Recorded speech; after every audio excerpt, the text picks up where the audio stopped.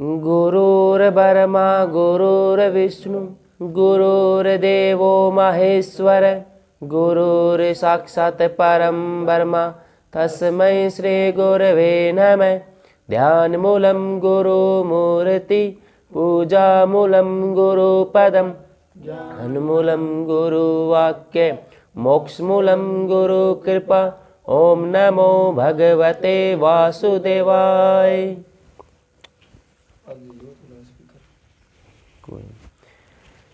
श्री हरि संक्षिप्त महाभारत प्रथम खंड आदि पर्व।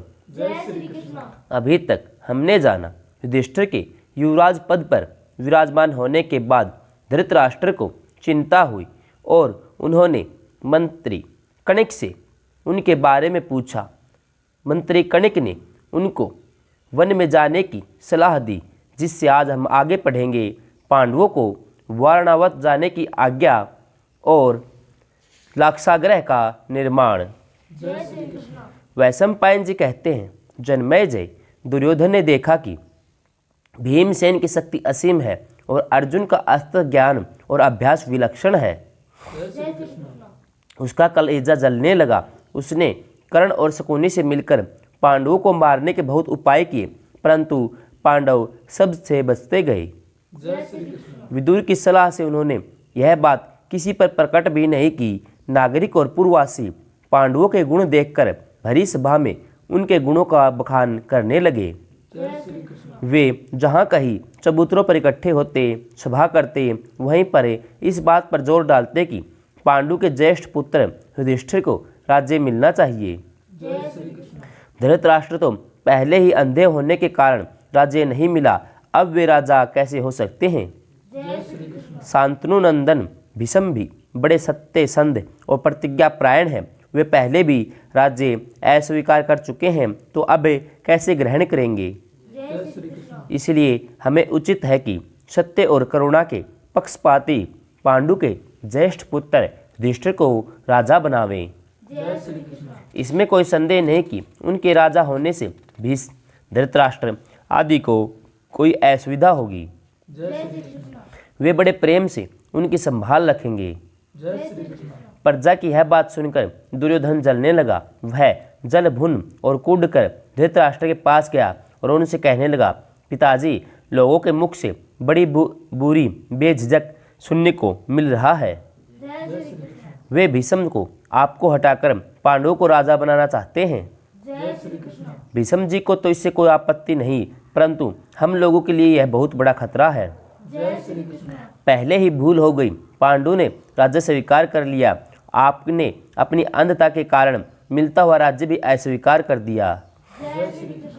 यदि युधिष्ठिर को राज्य मिल गया तो भी फिर उन्हीं की वंश परंपरा में चलेगा और हमें कोई नहीं पूछेगा।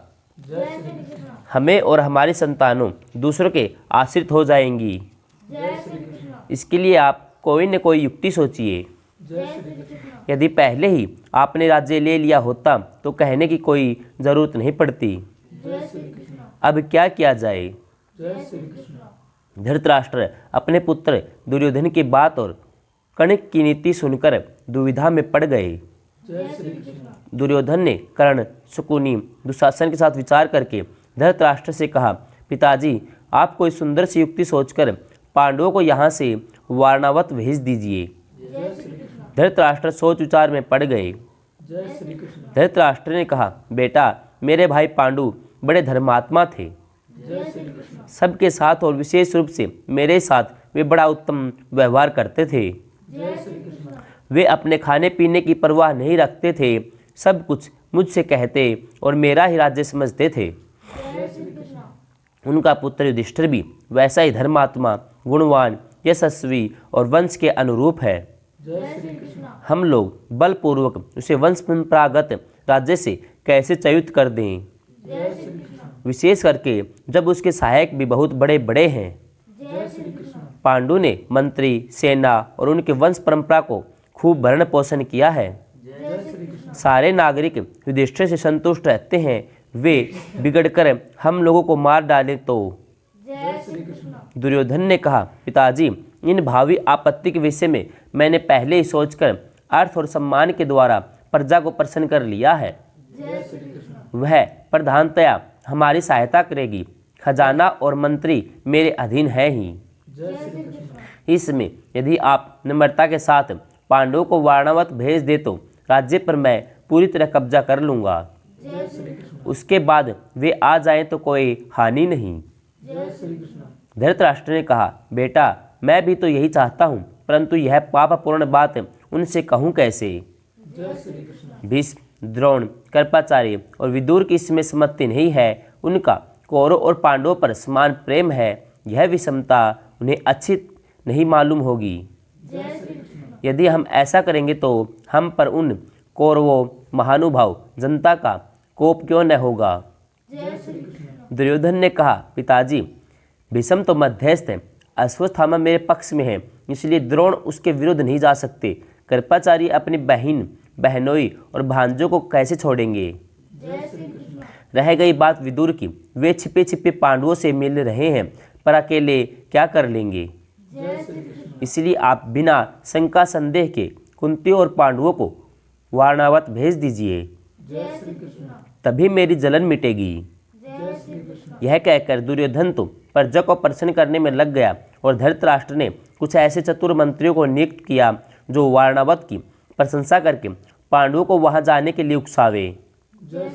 कोई उस सुंदर और संपन्न देश की प्रशंसा करता तो कोई नगर की, कोई वहां के मेले का बखान करते नहीं अघाता। इस प्रकार वारणावत नगर की बहुत प्रशंसा सुनकर पांडवों का मन कुछ कुछ वहां जाने के लिए उत्सुक हो गया।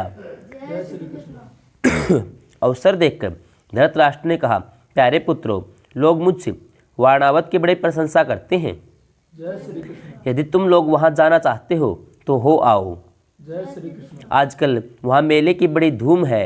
देखो वहां तुम लोग ब्राह्मणों और गंधर्वों को खूब दान देना, तेजस्वी देवताओं की तरह विहार करके फिर यहाँ लौट आना। युधिष्ठिर धृतराष्ट्र की चाल तुरंत समझ गए। उन्होंने अपने को असहाय देखकर कहा, आपकी जैसी आज्ञा, हमें क्या आपत्ति है। उन्होंने कुरुवंश के वाहनिक भीष्म, सोमदत्त आदि बड़े बूढ़ों, द्रोणाचार्य आदि तपस्वी ब्राह्मणों, गांधारी आदि माताओं से दीनतापूर्वक कहा, हम राजा धृतराष्ट्र की आज्ञा से अपने साथियों के सहित वारणावत जा रहे हैं। आप लोग प्रसन्न मन से हमें आशीर्वाद दें, वहाँ पाप हमारा स्पर्श न कर सके। सब ने कहा, सर्वत्र तुम्हारा कल्याण हो, किसी से कोई अनिष्ट न हो, मंगल हो। वारणावत में लाक्षा भवन, पांडवों की यात्रा और विदुर का गुप्त संदेश। वैशंपायन जी कहते हैं, जन्मेजय, जब धृतराष्ट्र ने पांडु को वारणावत जाने की आज्ञा दे दी, तब दुरात्मा दुर्योधन को बड़ी प्रसन्नता हुई। उसने अपने मंत्री पुरोचन को एकांत में बुलाया और उसका दाहिना हाथ पकड़कर कहा, भाई पुरोचन, इस पृथ्वी को भोगने का जैसा मेरा अधिकार है, वैसा ही तुम्हारा भी है। तुम्हारे सिवा मेरा ऐसा और कोई विश्वास पात्र और सहायक नहीं है जिसके साथ मैं इतनी गुप्त सलाह कर सकूं। मैं तुम्हें यह काम सौंपता हूं कि मेरे शत्रुओं को जड़ से उखाड़ फेंको। होशियारी से काम करना, किसी को मालूम न हो। पिताजी के आज्ञा अनुसार पांडव कुछ दिन वारणावत रहेंगे। तुम पहले ही वहां चले जाओ। वहां नगर के किनारे पर सन, सृजरस, राल और लकड़ी आदि से ऐसा भवन बनवाओ जो आग से भड़क उठे। उसकी भीतों पर घी, तेल, चर्बी और लाख मिली हुई मिट्टी का लेप करा देना। पांडवों को परीक्षा करने पर भी इस बात का पता न चले। उसी में कुंती, पांडव और उनके मित्रों को रखना। वहाँ दिव्य आसन, वाहन, शैया सजा देना। फिर वे विश्वास पूर्वक निश्चित हो सो जाएं तो दरवाजों पर आग लगा देना। इस प्रकार जब वे अपने रहने के घर में ही जल जाएंगे तो हमारी निंदा भी न होगी। पुरोचन ने वैसा करने की प्रतिज्ञा की और एक खच्चर जुती हुई तेज गाड़ी से वहां को चल दिया। वहां जाकर उसने दुर्योधन की आज्ञा अनुसार महल तैयार कराया। समय आने पर पांडवों ने यात्रा के लिए शीघ्रगामी और श्रेष्ठ घोड़ों को रथ में जुड़वाया। उन लोगों ने बड़े दीन भाव से बड़े बूढ़ों के चरणों का स्पर्श किया, छोटों को आलिंगन किया और फिर यात्रा की। उस समय कुरुवंश के बहुत से बड़े बूढ़े बुद्धिमान विदुर और सारी प्रजा युधिष्ठिर के पीछे पीछे चलने लगी। पांडवों को उदास देखकर निर्भय ब्राह्मणों ने आपस में कहा, राजा धृतराष्ट्र की बुद्धि मंद हो गई है, तभी वे अपने लड़कों का पक्षपात करते हैं। उनकी धर्म दृष्टि लुप्त हो रही है। पांडवों ने किसी का कुछ नहीं बिगाड़ा, अपने पिता का ही राज्य उन्हें प्राप्त हो रहा है, फिर धृतराष्ट्र इसे भी क्यों नहीं सहते। पता नहीं धर्मात्मा भीष्म यह अन्याय कैसे सह सकते हैं। हम लोग यह सब नहीं चाहते, सह भी नहीं सकते। अब हम सब हस्तिनापुर को छोड़कर वहीं चलेंगे जहाँ राजा युधिष्ठिर रहेंगे। पूर्ववासियों की बात सुनकर अपना दुख जानकर युधिष्ठिर ने कहा, पूर्ववासियों, राजा धृतराष्ट्र हमारे पिता परम मान्य और गुरु हैं। वे जो कुछ कहेंगे वह हम निसंक भाव से करेंगे। यह हमारी प्रतिज्ञा है। यदि आप लोग हमारे हितैषी और मित्र हैं तो हमारा अभिनंदन कीजिए और आशीर्वाद पूर्वक हमें दाहिने करके लौट आइए। जब हमारे काम में कोई अड़चन होगी तब आप लोग हमारा प्रिय और हित कीजिएगा। युधिष्ठिर की धर्म संगत बात सुनकर सभी पूर्ववासी आशीर्वाद देते हुए उनकी प्रदक्षिणा करके नगर में लौट आए। सबके लौट जाने पर अनेक भाषाओं के ज्ञाता विदुर ने युधिष्ठिर से सांकेतिक भाषा में कहा, नित्य के पुरुष को स्त्री का मनोभाव समझकर उससे अपनी रक्षा करनी चाहिए। एक ऐसा अस्त्र है जो लोहे का तो नहीं है परंतु शरीर को नष्ट कर सकता है।